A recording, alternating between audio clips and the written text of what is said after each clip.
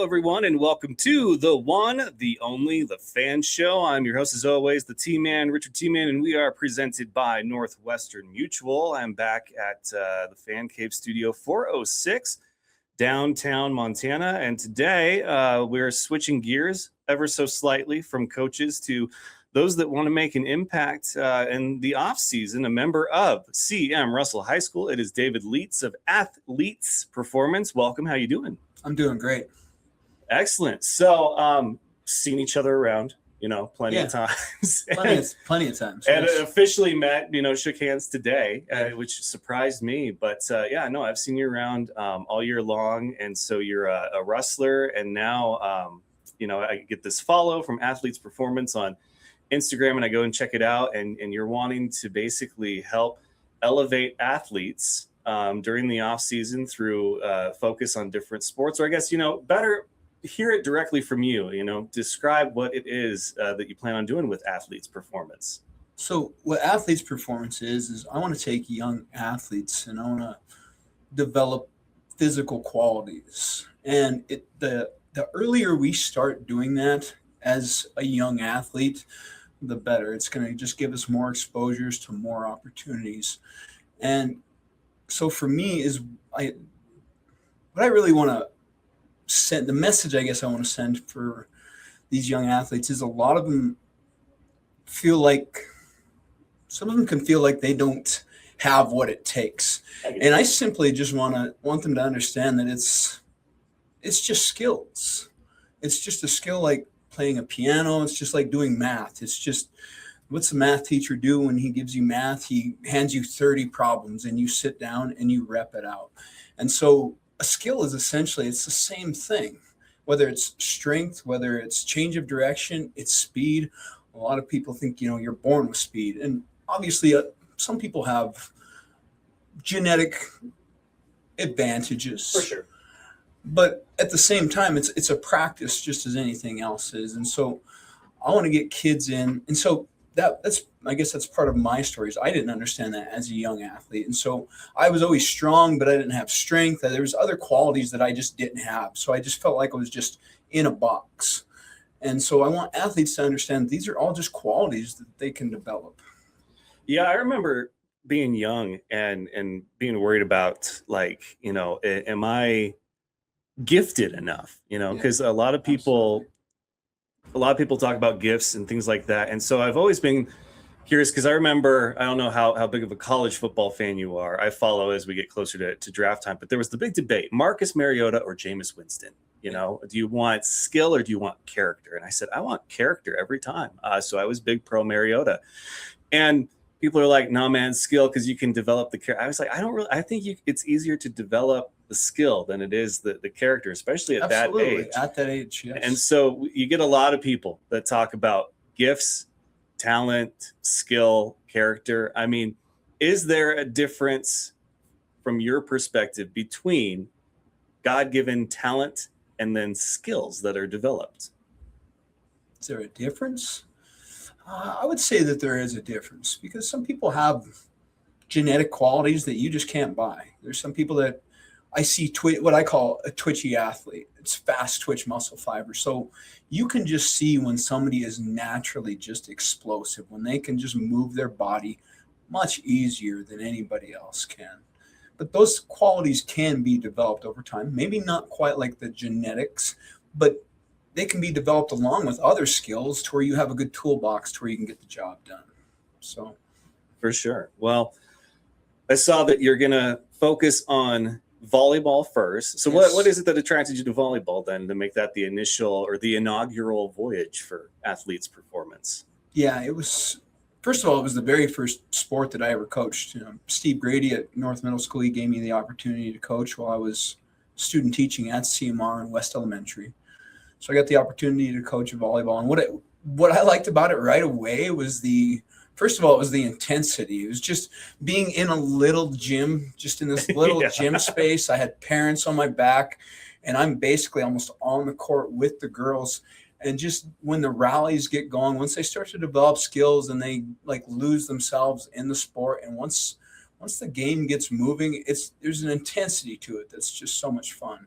And then when I started to see the girls' commitment to the sport, and that really drew me to it as well. It's like, this is really neat. I love a good commitment to something, their passion, how it just brought them all together as a team and a family, and to watch how it could all just come into something that would just really had value and could develop somebody for their future. So, and then also over the last couple of years, I've had the great fortune of working with some young ladies at CM Russell High School, and those girls are committed. They put their heart Yeah, they into are. what they do. It's man, and so when I got to work with them, I think they could also sense in me that I love doing what I do. It's really that simple. And so to work with those girls, four of them in particular, really stand out to me. Um, that's really what gravitated me towards volleyball. And you see the growth of it in the community, the sport. There was one club a couple of years ago. Now there's three, and so you see that there's some need for it. And so that's my first start, and I have lots of ideas brewing in my head as to There you where go. I'm going. But this is a good place to start. So Well, I love how you mentioned you see the passion for the sport from the athletes. That, in my opinion, and I've never spent any time coaching, I've just been around sports long enough I recognize that. I can yeah, see that. And I think that's a huge deal. The more passion you have for something, the better at it, or the quicker that you can get better at it, I yeah, think also. And so you mentioned the different clubs.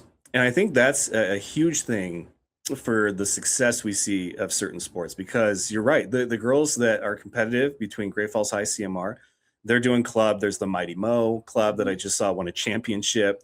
And then there's the other clubs that, these girls spend all this time playing together, and then all of a sudden they're playing against each other come school time. But yeah, it's a beautiful thing to see how committed they are, and how, there's still that rivalry at heart, but at the same time, like, they all just want to get better. yeah. That's exactly right. And so when you see that, it motivates you, because I know what that is. I've had that experience myself. So take us back to the time where you got into sports initially. Were you always a wrestler? Yeah, I was a wrestler, and so I was honestly a different character in high school. I just wasn't committed. I played football, but other than that, I would say that I didn't really have the opportunities and the understanding of how to develop myself. And that didn't come to me till after high school. So I was an obese kid in high school. And then so when I got out of high school, I started to take weight training more serious, and I started to drop weight. I dropped 30 pounds, and then it really started to grab my interest. And then I started doing cardiovascular work. I started dropping more weight. And so, just growing up obese is a very challenging circumstance. And they say that you find purpose in your pain. And that's really what it was for me. Is once I started to see what I could do, I started to believe in myself. I started to see my capabilities and what I'm capable of. And it was just a great way for me to discover who I was. And so, that's why I love connecting with people in that way. Is I want them to believe that they're capable too. And so just to show that to other people, that's really what got me going down the strength and conditioning path. So Something where you're right. There is purpose through pain, but I mean, also it's such a hard time to be that way, because kids can be so mean, it can be. And so when you Absolutely. find an outlet like sports, they can still be mean, but it's like now they have less, to be mean about, because you are working towards being better. And so I think it's so important. People look at sports and they think, oh, it's for the jocks, or it's for this type of person. And it's for everybody. Like, sports are for everybody. You just have to Absolutely. find your sport. You're you right. know?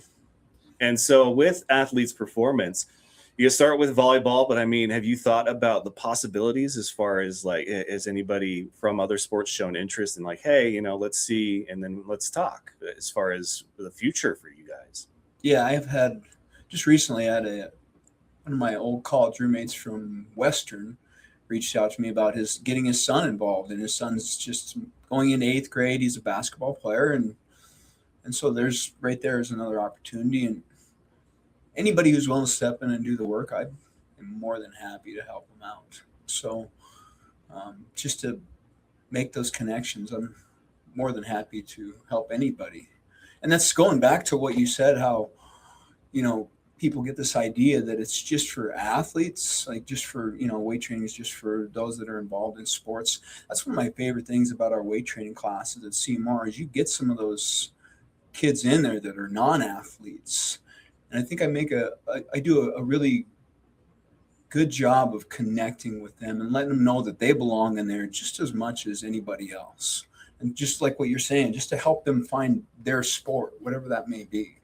So, Yeah, and there's always athletes that you know are very good at one sport, but that's just not where their heart is. There's several I know that one great football player, even a great wrestler, and his sport's lacrosse. Like, yeah, it's just you never know, and I think that's another beautiful thing about sports is that there's some out there that you haven't even thought of as far as like possibilities, and it turns out it's the perfect fit for you. So I love people that try to help develop skills that encourage athletes to pursue not just one but maybe multiple sports, and then in that find that one that they're really good at. Or hey, guess what, truth is you can be good at a few things. yeah, and we've seen that.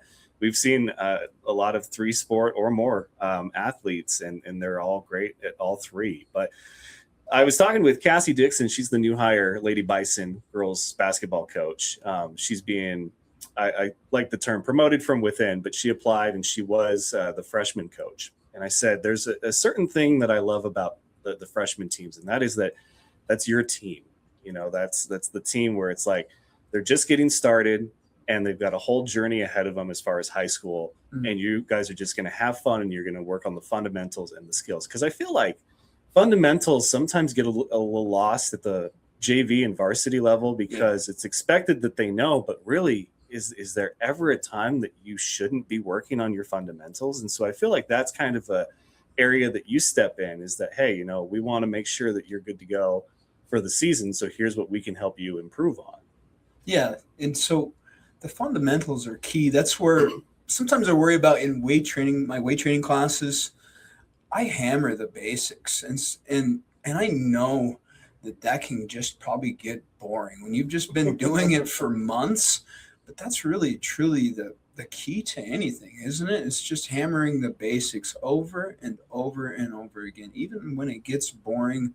Just getting lost in the skill and understanding that the foundation is what's going to get you where you want to be. And so you're absolutely right. I coach the freshman linebackers at CMR, and we hammer away on the fundamentals there, but it's easy to get lost sometimes in those things. So you have to make sure that you just keep pushing that foundation. And so that's what needs to be done at the athletic skill level as well. Just working those basic qualities that are going to help give you a solid foundation for being good at your sport.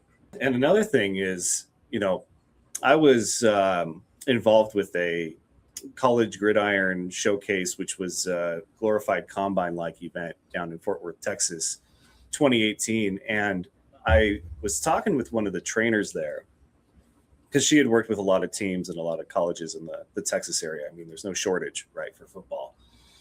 And it was a year where there seemed to be more injuries than we had ever seen. Now, we were always going to think that we're seeing more, but that's because we have breaking news available to us faster than ever before with social media. And so I asked her, I said, are we seeing more torn ACLs or knees or dislocated this or that or overextended this or whatnot? Or are we just seeing it more because it's social media? And she's like, no, we're absolutely seeing it more. And I said, why? She's like, because when they go into that weight room, they're doing this workout and this workout and this workout, but then they're not doing the workout that you need to do before or after that helps, like, basically your body adjust as a whole to what you're able to do now that you weren't able to do yesterday. So in other words, they can run faster, jump higher, squat, and lift more, but they're not conditioning their body to basically, if they jump higher, to come down from higher. And if they lift more, to be able to come down from lifting more, and running faster, stopping from running faster. They said they're doing the things to get them to the next level, but not for what happens after. And I said, why? She goes, because it's not the sexy workout, you know, those don't get the clicks and the likes on social. It's all about showing your progress and not taking care of the rest of your body. So yeah, you're seeing more ACL tears because they can jump higher, run faster, but they didn't condition their body to be able to, you know, sort of be able to take that impact of running faster and jumping higher. Is that something that you've seen as well from your perspective at the high school level, or what do you think about that? To see it, there's so many different avenues that you could take with that perspective. When I look at an injury, that's really, for me, it's really foundational movement. And it's something that I've had to step back and really force in my classes, especially this year, just looking at movement patterns, because they're in such a rush to compete, which you gotta love.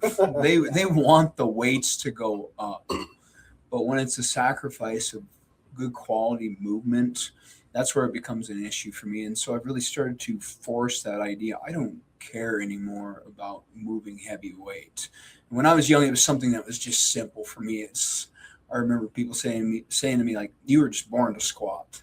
It was just something that I could just, it's just one of my better skills. And so I've always chased strength for me on a personal level, and I've gotten a lot of my own personal injuries from that. And so I've learned the challenges that can come with that. And so for them, when I see them, I want to make sure that their movement quality is there. And so the other thing about being an athlete, what's really challenging, what I've really started to explain to a lot of them is there's a reason why people don't go to college for athletics. And there's a reason why it's even harder to become a pro is because it's not just the workout. Like once the workout's over, it's not over. There's the recovery that comes with it. You got to get proper nutrition in. You have to sleep well.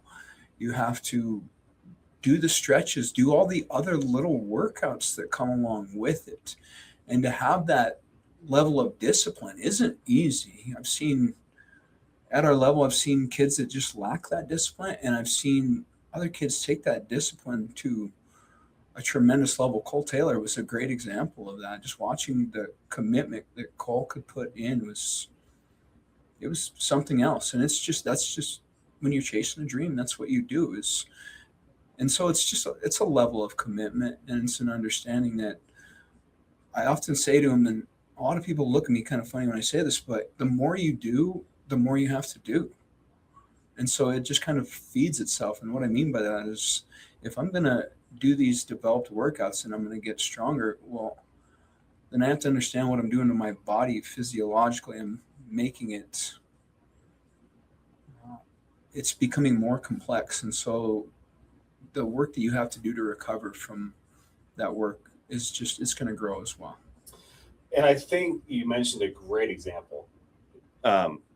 Great example there with Cole Taylor because he is, and I mean, yeah, we've got Reed Harris out there. Steele Harris is going to be another, but those guys, they are doing and going to do in college what they were doing in high school. Cole is not. Like Cole is a linebacker that was a quarterback. Yeah. And I remember when I met him, his senior year, he looked very quarterbacky. He did not look like a linebacker. And so he could have gone somewhere and played quarterback. I think he mentioned a few schools that wanted him for that, but he was willing to put in the time and the work and the effort to make himself a linebacker. And he's great at it. I mean, It's just incredible to see him go out there on that field knowing I saw him when he was a quarterback and now he's a linebacker and he's tearing it up. And so that's that level of commitment, but it has to almost be nurtured from an early time, right?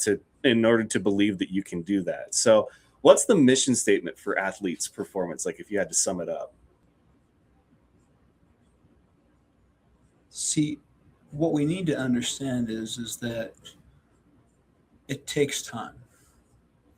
And I've even seen this on my own, that I've had skills that I never worked on. Like recently, I've started working on my own personal skills, plyometrics. I've never been able to jump.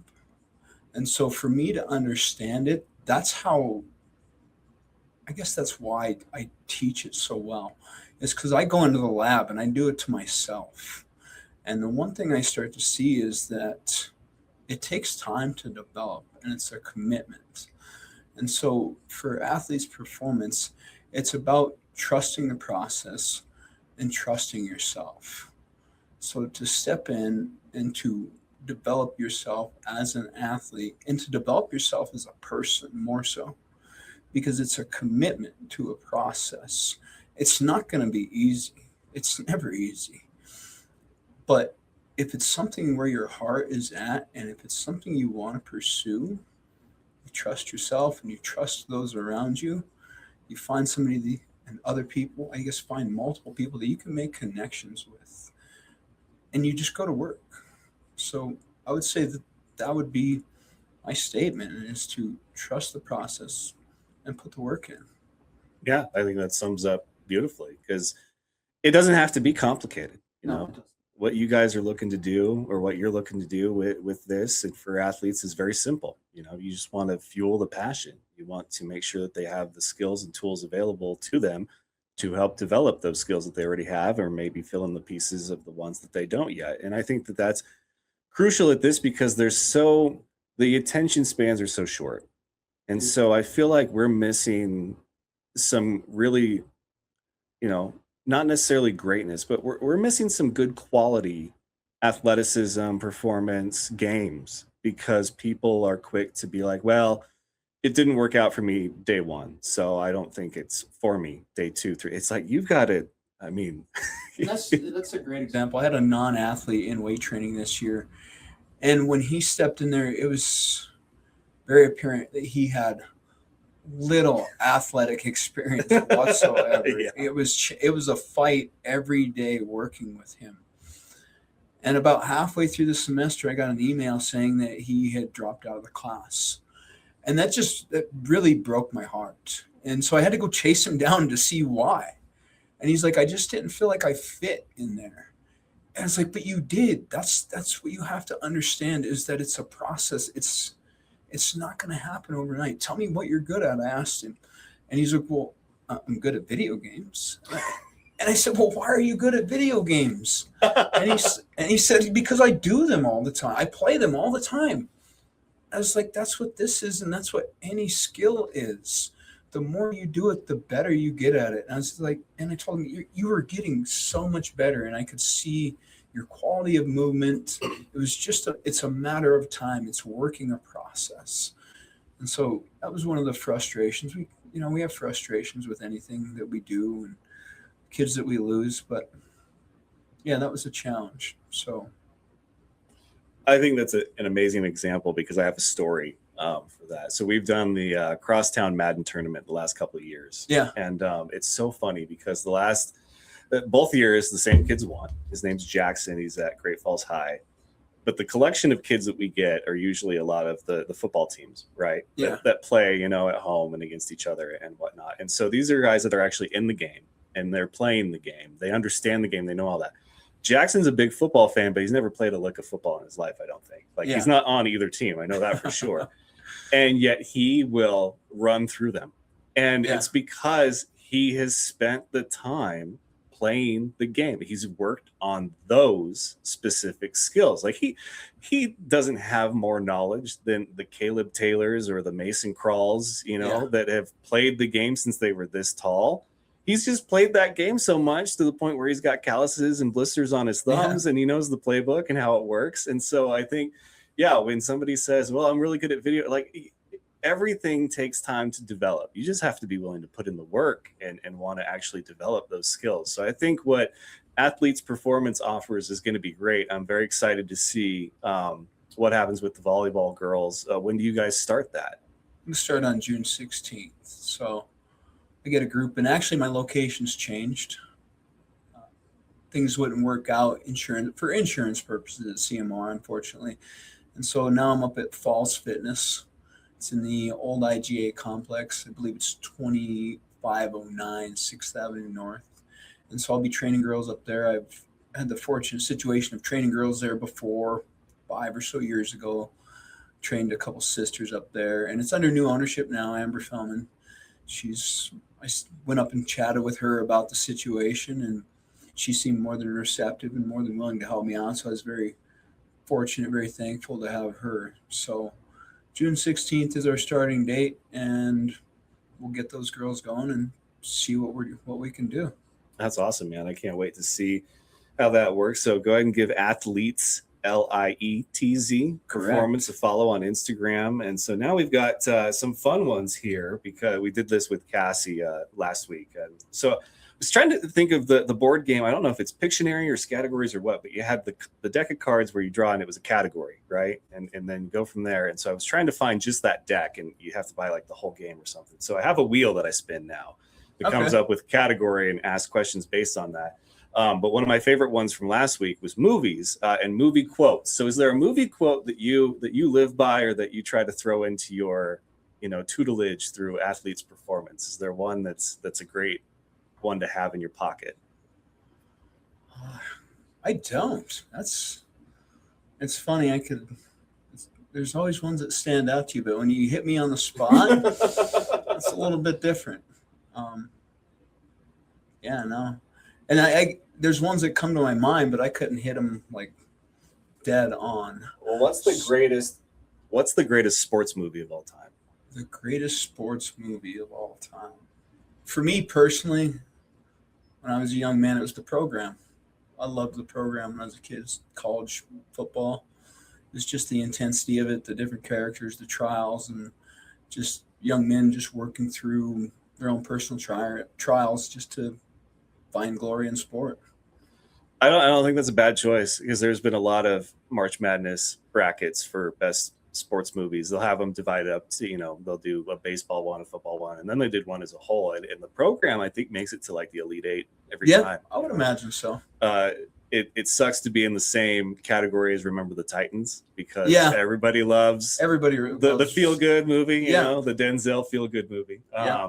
So no, that's a solid choice. The Program. All right. So I spun the wheel. Music came up. So what do you have a playlist that you that helps get you in the zone, or like what songs are no skip on your playlist? For me, I grew up a big metalhead. Really? Yeah. Wow. But lately, like I have a playlist called Focused, and that's all hip hop.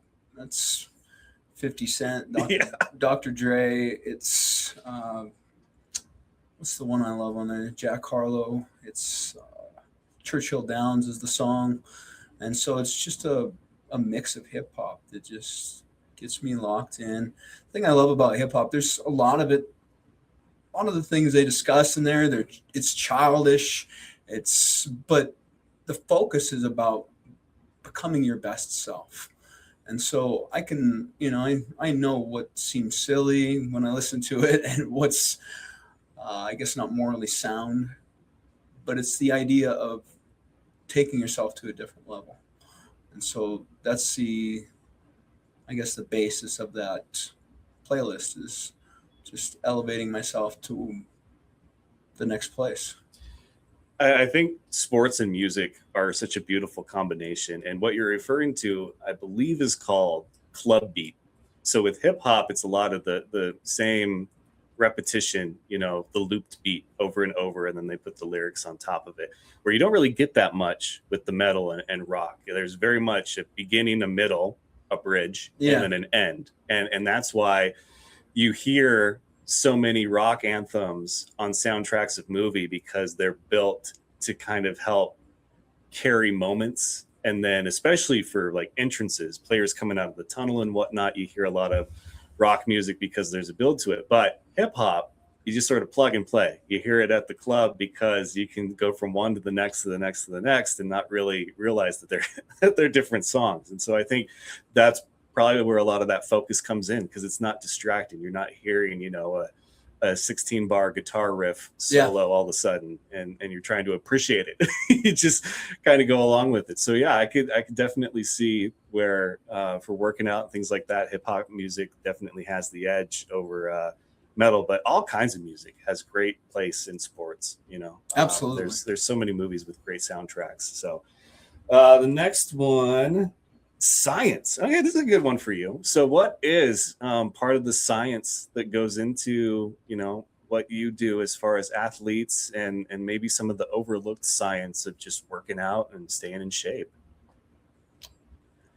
I would say the one thing I really like to preach, like with weight training, a lot of people see it as getting the biggest bench and the biggest squat. But for me, it's the adaptation of the body. And I even preach this in my health classes when we start teaching about the skeletal system and we start talking about the muscular system. All exercise is just forcing your body into adaptation, into taking on a new stimulus. And so that's a big piece of what I like to do, that repetition over time. It remodels your tissues in your body, and not just the musculature, but also the tendons, the ligaments, your cartilage. It makes those tissues more resilient to stress. And so when your body is more resilient to stress, the easier it is for you physiologically, which makes it easier for you mentally and emotionally. It also makes, I can't say it eliminates injury, but it definitely mitigates. I mean, it reduces our chances of being injured. And then also when we do get injured, just because that's what sports are, if you do it enough, it's just a matter of time before you're going to get hurt. But it's going to reduce the severity of that injury. It's going to take it down. And then also because you've been through such a process, it's going to, if a process of training and understanding the dedication of it. If you are unfortunately in a situation where you go through a severe injury, you know how to dedicate yourself to getting yourself back to where you need to be. And so I would say that's the science of it for me, is just I really focus on developing the physiological qualities that are going to keep us on the court. There's that saying that the best ability is availability. Got to be able to step onto the court. So, Which is a great segue into a quick story that I had as you were talking. I was like, oh, I wanted to mention that to you. So there was, I don't know if you follow professional wrestling at all, or if you do, how much, but there's when I was young, a lot of people do when they're young, yeah, right? yep. Yeah, that's the initial dream. Yeah, it is. Yep. So there's an amazing wrestler who recently retired, AJ Styles. He's considered one of the best professional wrestlers, and a lot of it was because of his availability. He was rarely injured, and they did an interview with him probably about 10 years ago now, where he was talking amongst two other wrestlers, and they were going over like, their routines for traveling on the road and staying in shape. And they were like, what, you've always been in great shape, you've always been available, like what do you do, like what's your workout routine? He's like, I rarely work out anymore because I'm almost 40, my body's about where it's going to peak at, and so I just focus on stretching and making sure that everything, like all the moves I'm going to do and whatnot, that my body is ready for that. It's like, I'm not lifting and I'm not trying to up this anymore. No. Because I know what my body can do. I'm just trying to ensure that I can go out there and perform with this body night after night. And it really struck me, because it's like, I don't think that that's a very popular No. thing that people subscribe to. Is that anything that you've heard recently in your world? Well, you can only develop your qualities to a certain point. Hunter Lee is a great example of this. Just recently, Yeah. Hunter is squatting over 500 pounds. I think he did set his position mark in our gym. I believe it was 545 or 565 for his position. And he's wondering how he can still get stronger. And I'm like, Hunter, it's not necessary for you to get stronger. At that point, you start to work other physical qualities. And so there is a certain ceiling. And I guess that goes back to the idea that a lot of our athletes are rushing to get to a certain weight. They want to be more, and they want to do more and more and more. We just want you strong for your sport. And so when you go back to that wrestler that you're speaking of, he's probably developed a good base level of strength. The movement that he gets in for his sport, the stretching and whatever else that he needs to do to go through his routine, he probably has plenty of movement just to stay in shape for what he needs to do. And so That's really what it is. We don't need to go to those extreme ends all the time. Yeah, I agree. And I wish more people subscribe to that belief. But it just really blew me away because he's always been in amazing shape. Like Yeah. he never looked like he just sort of phoned it in while he was like taking time off or anything. Like he always looked like he was in his best shape every time he went out there. Yeah. And to hear that he was just focusing on stretching, I was like, wow, like that's a life hack that I didn't even know existed. So, but you got to get to that point first before you can start kind of peeling it back. So the last one here from the wheel is superheroes. We've talked a lot about character, talent, gifts, skills, all that stuff. So I guess the best way to base this question is, did you have a favorite superhero, and was it their, personality, or was it their superpower? It was their superpower. And this is going to sound so stereotypical, but it's my very first memory as a child. The T-shirt that I always loved to wear, my favorite T-shirt, was the Incredible Hulk T-shirt. Yeah, I've always been obsessed with strength, and so when you talk about that character, though, you start to realize that strength is much more than just a physical quality.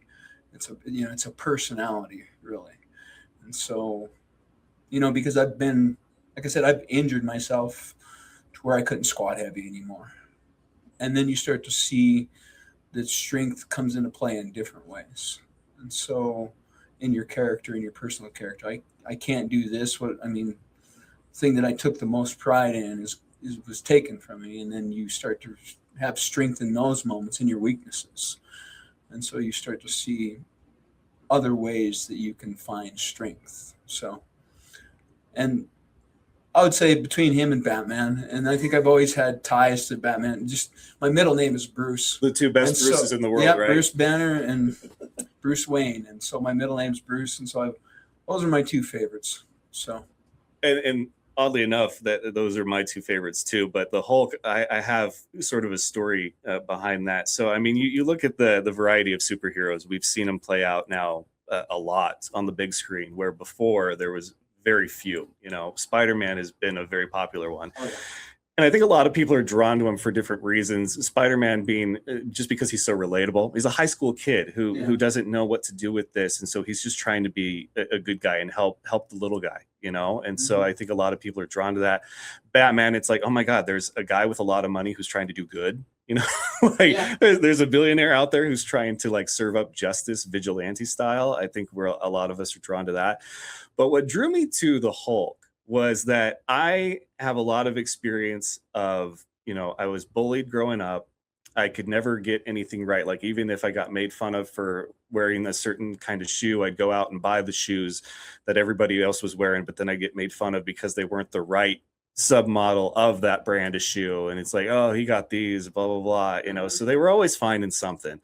And so you just kind of have to roll with those punches. I was never going to win a fight because I was never very big. And my parents were always just like, it's a lot better if you just walk away and turn the other cheek and blah, blah, blah. And then I've spent a lot of my, professional career in customer service, where you get belittled, berated, and just gone off the rails by customers for things that are absolutely not your fault.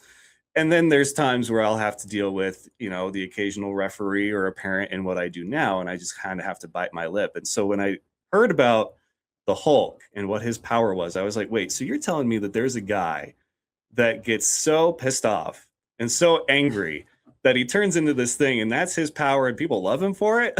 Like, sign me up, because that's basically what you're hoping happens to you when you have to deal with, this kind of childhood or this kind of career or this kind of whatever, is that you're hoping one day that it gets to a breaking point where you turn green and you go and rip through everything and people like you for it and not like want to call 911.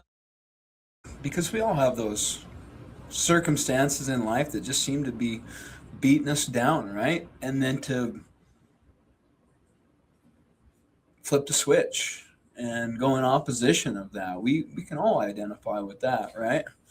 So very relatable character. But so that was good. And I really appreciate your time here. Like I said, when I saw the notification come up on my Instagram, I was just like, we got to talk about this, because anything that I think helps encourage athletes to. Yeah, I've been doing this for so long, and it's just been something that's just been prodding at me. I've had internship experiences. I've done multiple just studies, and it's just like, it's time. I'm ready to roll, and it just seems like it's just a great time to do it. Just with all the young people that are in my life, I'm very fortunate to be in the situation that I'm in, and so if I can expand on that, then I want to do that.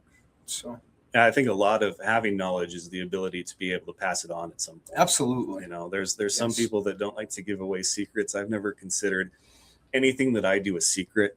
I'm happy to share it with people, but I always tell them kind of, full disclosure, my methods are not for everybody. My experience is not everybody's experience. I started this journey late in my life, out of high school for something like this. And so whatever kind of fits where you are in life based on my history and what I do, great. If nothing relates to you, then, find your own way, because I didn't have anybody to really follow or lead by example for this. I had to figure it out.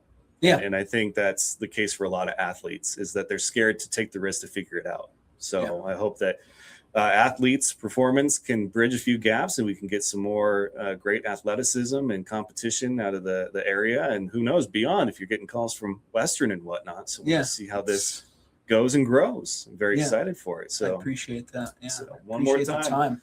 It is David Lietz of Athlietz Performance. Thank you so much for being here. Thanks Greatly for having appreciated. Me. And we're going to continue the Fan Show episodes all throughout the summer. Who knows who will stop by the Fan Cave 406 next. But until then, I'm the T-Man, Richard T-Man, and this is the Fan Show. We'll catch you next time.